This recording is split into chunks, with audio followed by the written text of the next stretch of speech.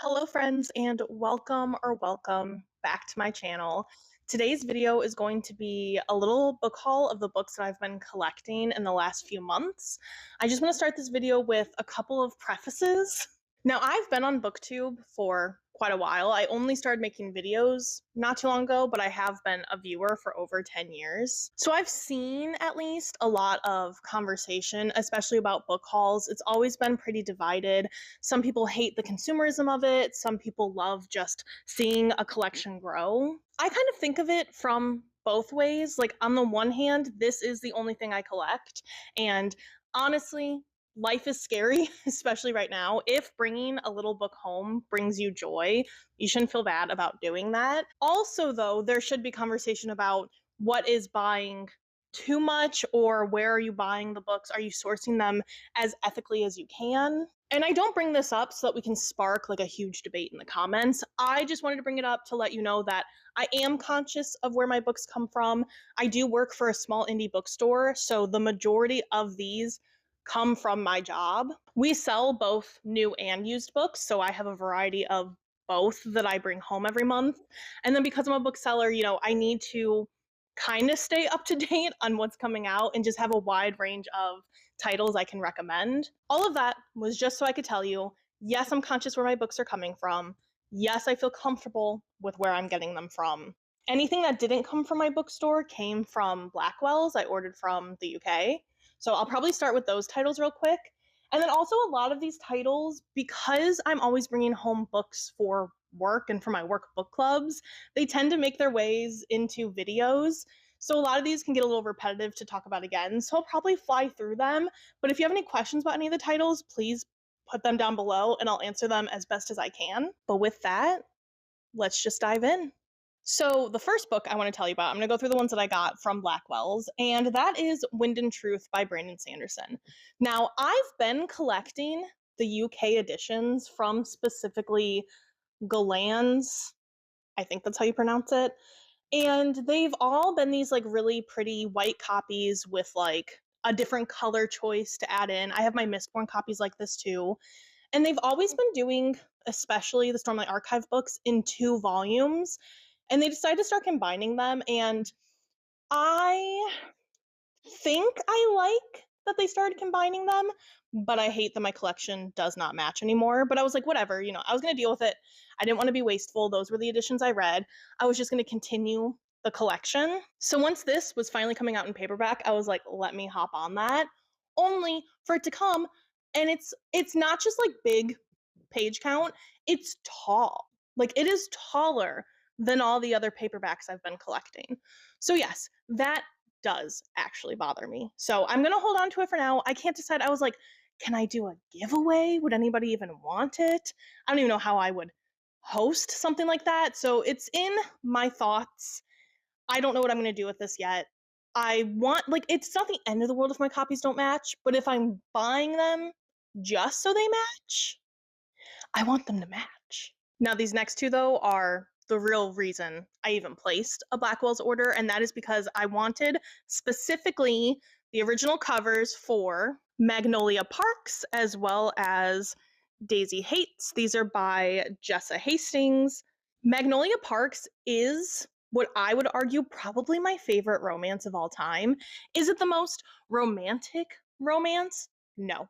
Is it the messiest, and I am obsessed with it because it keeps me really engaged, and I loved Blair and Chuck? Yes. Now, Magnolia Parks is book 1 in the series, and Daisy Hates is book 2. I didn't realize that they were dual timeline, like they're literally happening at the same time. So I've seen a lot of people actually tandem read them both, and I'm just not sure how interested in doing that I am. Please let me know if you know down below if it's like a good experience. Would I enjoy it? Should I just reread Magnolia Parks on its own?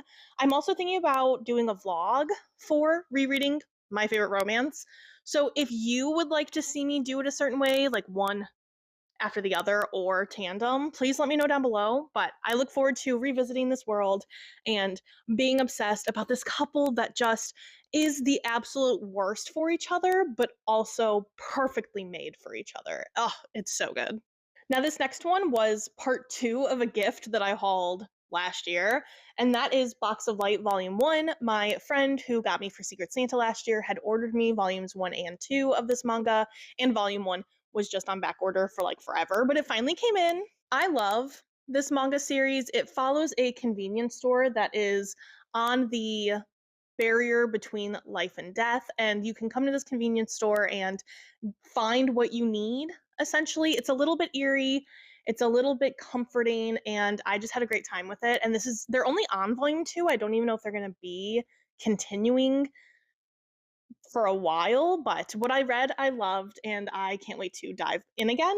Also, I forgot to mention, but Box of Light is by Seiko Irisawa. I did also place an order for Ranma and a Half, volumes 1 and 2 by Rumiko Takahashi. I've mentioned this in the manga I would like to finally get to in 2025, especially because Inuyasha is my favorite series, and so many of you really, really stressed that I should get to it sooner rather than later. So I went ahead and I took the plunge and I ordered this little collection of 1 and 2. There's a panda on the cover. I think I'm in for a good time. Then I went ahead and took a risk on one, and that is Dandadan by Yukinobu Tatsu. This, I think, is like a funny fantasy story, maybe a little bit of horror mixed in. I believe you're following like an unlikely friendship between one who believes in aliens but not spirits, and then another who believes in spirits but not aliens.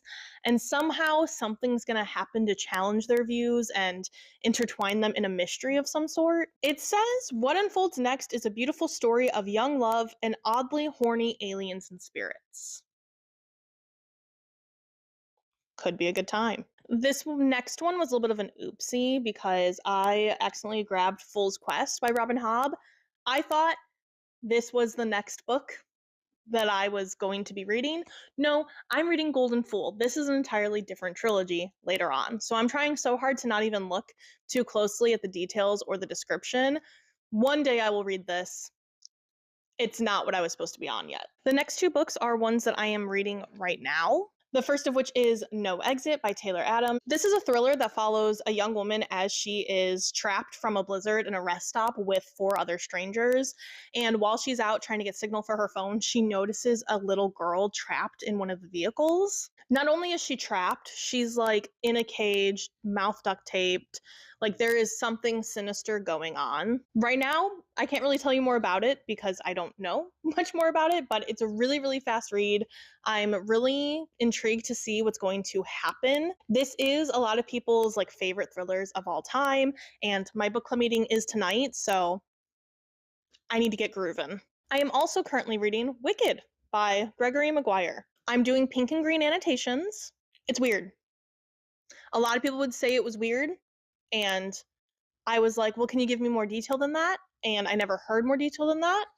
And now I can tell you as I'm reading it that really it's just weird. Like, I don't know how else to describe it. I'm having a surprisingly good time with it though.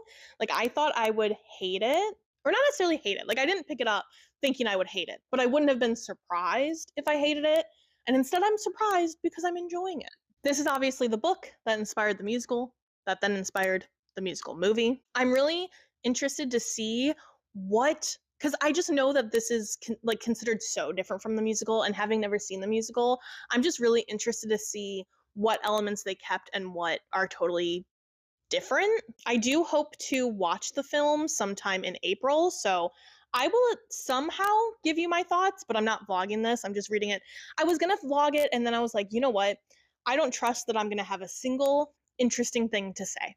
So I'm gonna keep reading it just for myself because reading just for yourself is also important. This next book I already completed, and it was a 5-star. It's like a new favorite. I loved it so much. And that is How to Become the Dark Lord and Die Trying.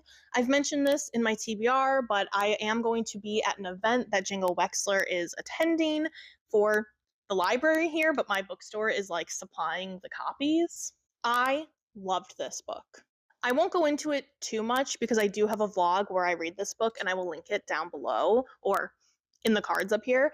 But it was fantastic. I gave it a 5-star. I'm actually making Emmett read it right now, so he's making his way through.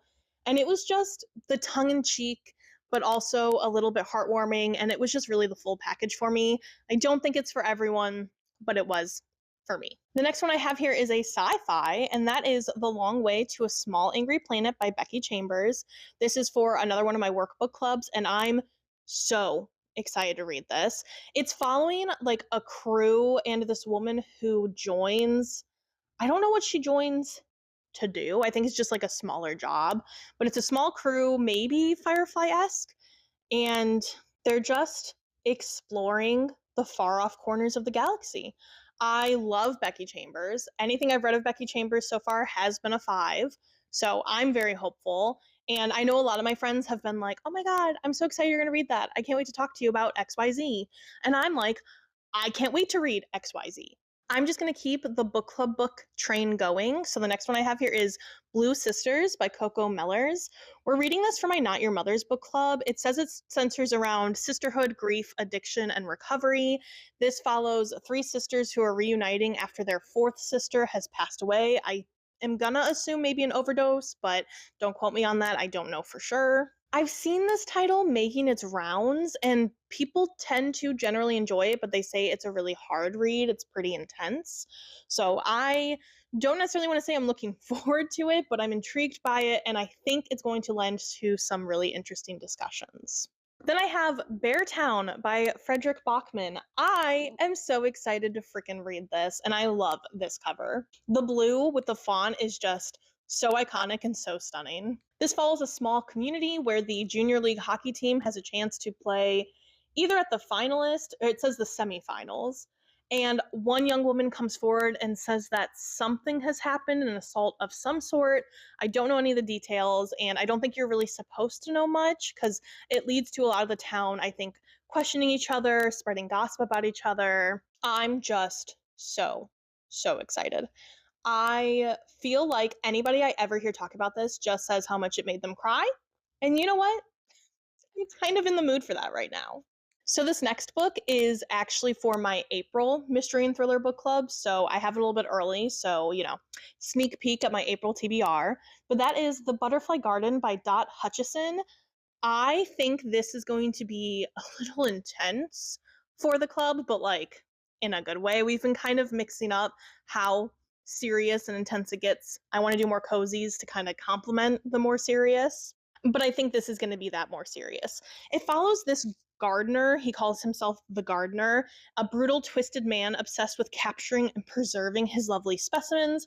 And those lovely specimens are young women that he grows and wants to shape in his butterfly garden. He takes these young women, kidnaps them, and then like intricately tattoos them to kind of present like the butterflies he wants them to be. Honestly, even describing it is kind of giving me the heebie-jeebies, so I'm gonna move on, but I'm intrigued. Another book club book that I have here is The Soul Majestic. This is by Ferret Steinmetz. This is for like just a friend book club that I'm doing, not for anything for work. I don't know anything about this one. I don't want to know anything about this one, but it does say it's pitched for fans of Becky Chambers, which, as I said, I have a lot of hope for it then. Anything Becky Chambers adjacent, I feel like I'll like. I'm actually thinking about doing like a cozy sci-fi vlog, so hopefully this will fit in those vibes. This next one was a very exciting find for me, and that is because someone donated their copy of Evocation by S.T. Gibson.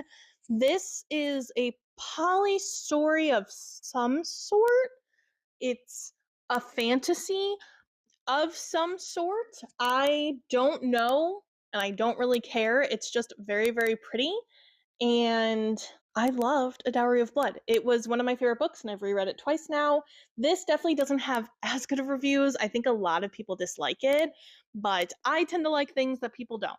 So maybe it'll work for me. The last 2 I have are really, really exciting for me because they're just titles that I've wanted to get to for a while. The first of which is Out There by Kate Folk.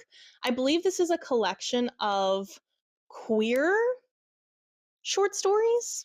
I actually am not going to solidly say whether or not I know it's queer, but I believe it's speculative literary fiction. It's like a collection of stories.